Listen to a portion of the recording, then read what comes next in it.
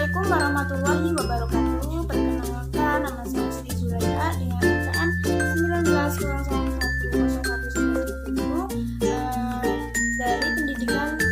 dari jurusan Pendidikan Agama Islam PAI kelas G dengan mata kuliah Fikih Munakahat kali ini dengan dosen pengampu yaitu Muhammad Ali MPDI.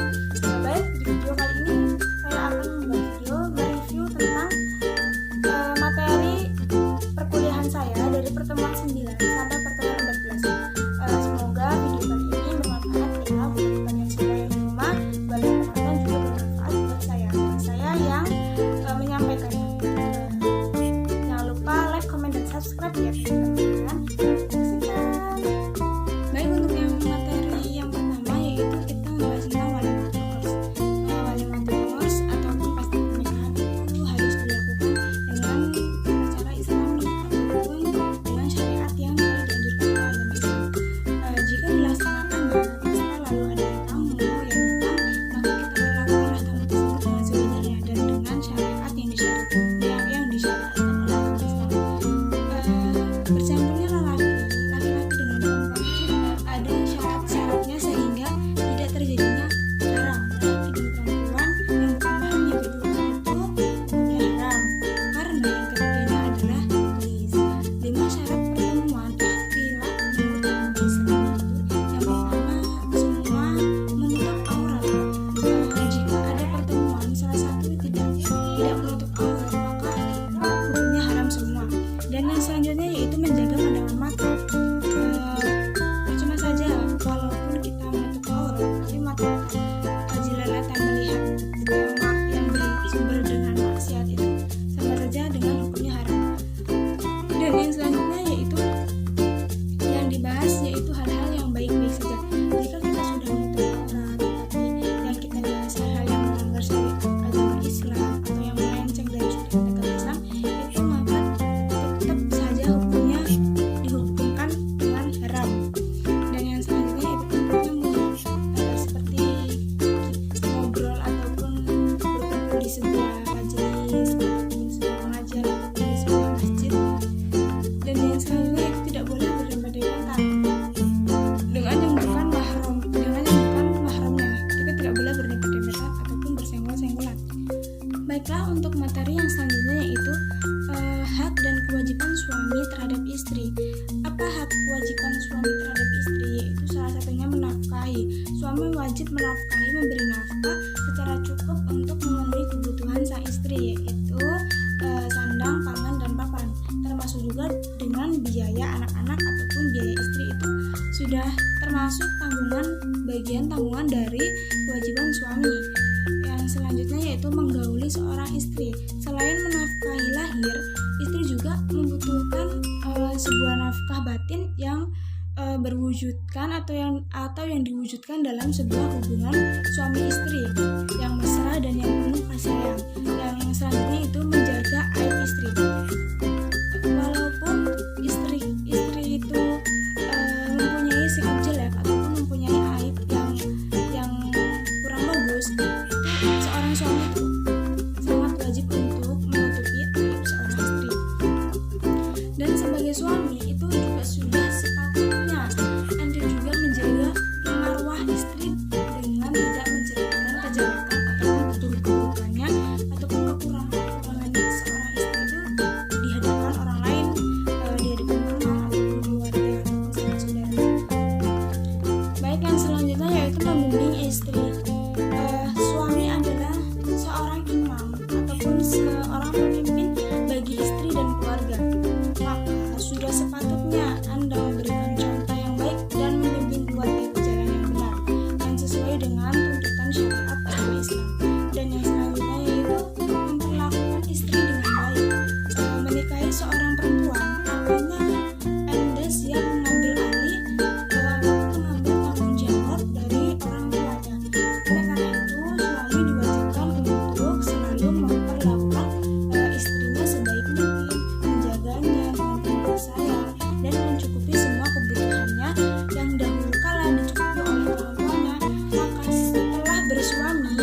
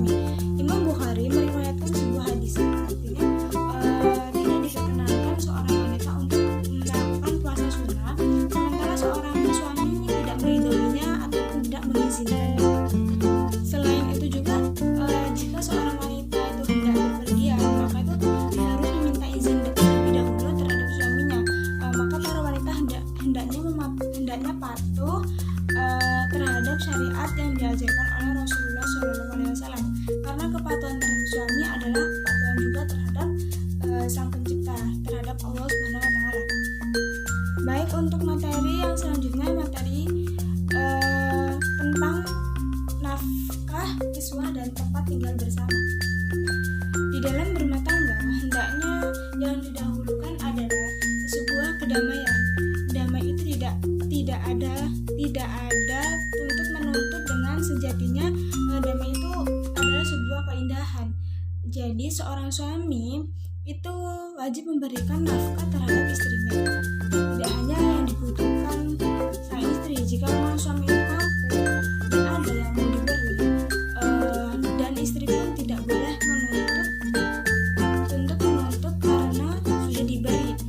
Seorang istri boleh menuntut suaminya jika memang suaminya benar-benar tidak memberi sama sekali ataupun baru boleh seorang istri menuntut.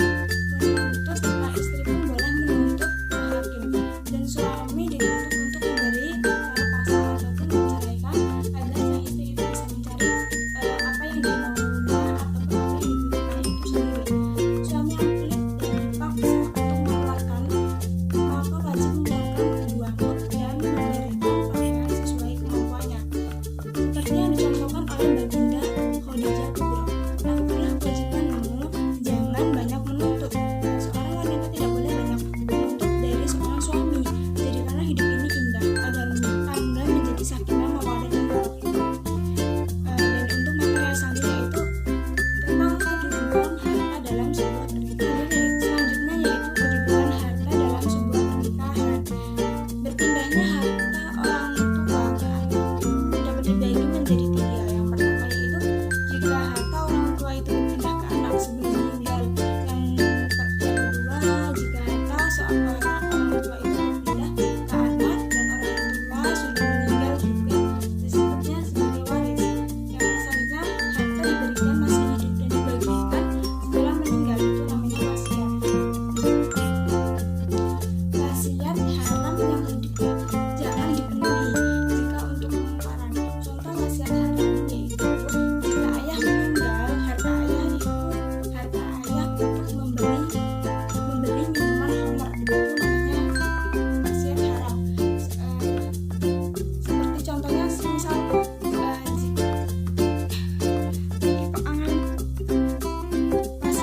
haram tidak boleh dipenuhi jika untuk kemungkaran. Contohnya misal ayah meninggal dan ayah berpesan harta warisannya itu untuk membeli minuman khamr, itu namanya wasiat haram, tidak boleh dipenuhi. Yang selanjutnya yaitu hukum menikahi wanita yang pernah berzina. Sah-sah saja jika kita menikahi wanita yang pernah berzina, apalagi dengan niat untuk membantu atau menafkahi anak si wanita tersebut, dan si wanita juga menyesali atas perbuatannya. Yang tidak diperbolehkan adalah Anda menikahi seorang pezina. Seorang pezina dengan seorang wanita yang pernah berzina itu berbeda, karena seorang pezina itu orang yang tidak pernah bertobat dari zinanya, beda dengan orang yang pernah berzina. Jadi wanita yang pernah berzina itu kebanyakan sulit diterima di dalam keluarga. Untuk itu Anda sebagai calon suami itu harus bisa menutupi aib si wanita tersebut dan tetap membimbing ia agar menjadi wanita yang lebih baik dan tegar. Barang siapa yang menutupi aib seorang, maka Allah juga akan menutupi aibmu kelak di hari kiamat. Tapi dengan pengecualian, jika Anda sekiranya tidak mampu, maka nikahilah wanita yang tidak bermasalah. Tapi jika Anda ingin menikahi wanita seperti atau yang dekat itu, maka itu sebuah kebaikan ataupun sebuah nilai plus untuk Anda di hadapan Allah SWT. Dan yang selanjutnya yaitu tentang perjanjian pernikahan. Perjanjian pernikahan adalah perjanjian yang dibuat oleh dua orang suami istri untuk mengatur akibat-akibat jika salah satunya melanggar dari perjanjian tersebut, seperti mengenai harta kekayaan ataupun harta gono gini. Pengertian di atas menjelaskan bahwa perjanjian perkawinan mengatur mengenai dua orang yang melakukan perjanjian perkawinan tersebut. Seperti semisal contohnya si istri melampirkan sebuah perjanjian, semisal dia tidak mau dimadu ataupun tidak mau diduakan. Lalu seorang suami itu beristri lagi ataupun memadu si istri tersebut. Nah, semisal di sebuah perjanjian itu terdapat ketika saya dimadu maka ceraikan saja saya, semisal seperti itu. Nah, itu termasuk dalam sebuah perjanjian pernikahan. Dan mengenai pengaturan harta kekayaan serta akibatnya, yaitu perjanjian perkawinan dapat mereka yang tunduk pada hukum perdata maupun ketentuan hukum Islam dengan akta otentik dan wajib dicatatkan pada kantor catatan sipil maupun kantor urusan agama ataupun KUA untuk memenuhi ketentuan pasal 29 Undang-Undang Nomor 1 Tahun 1974 dan agar perjanjian perkawinan tersebut berlaku dan mengikat bagi pihak ketiga. Cukup sekian materi yang dapat